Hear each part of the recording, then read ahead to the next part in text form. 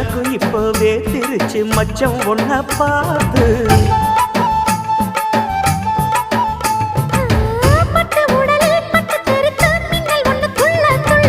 வெக்கம் துடிக்க விளக்கணைக்க ஜன்னல் கண்ணை மூடிக்கொள்ள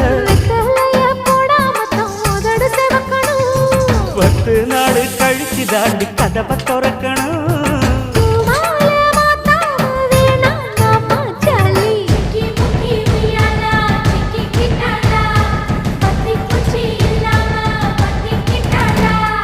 மச்சாங்கிட்ட முந்தானைய தந்து வப்பா